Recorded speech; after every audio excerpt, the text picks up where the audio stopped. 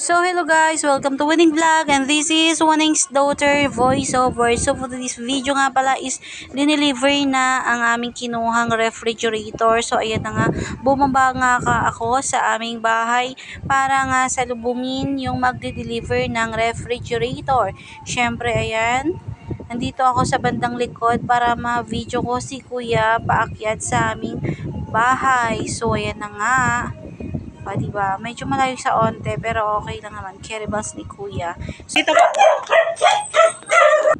At yan na nga, nagsiangayan ng aking mga aso. Oh my God. So, ayan, binuksan na nila sa may tabi ng aming balon, yung refrigerator, para madali nilang mabuhat papunta sa loob ng aming bahay. So, ayan, chinek na muna nila, sir, kung may damage yung ref na i-deliver nila.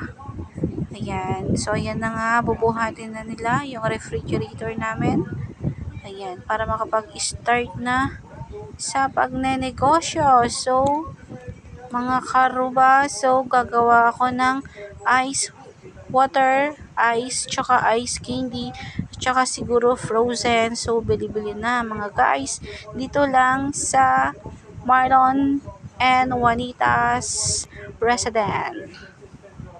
So, ayan, pinipresto na nila kuya ang refrigerator. At saka yan nga, may nakita nga akong butas. Pagkakalam ko talaga is damage ito. Pero sabi ni kuya is, pag nagde-defrost daw, dyan lalabas yung tubig. Kaya sinabi ko sa kanila, kumuha ko ng ref, pero hindi ganyan yung labasan ng tubig kapag nagde-defrost. Sabi nila, ganyan nga daw. Kaya, so, wala na akong magagawa. Nakita ko sa baba, parang same din. Kaya, yun.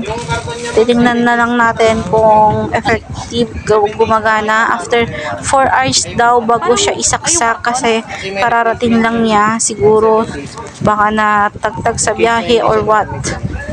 Yan.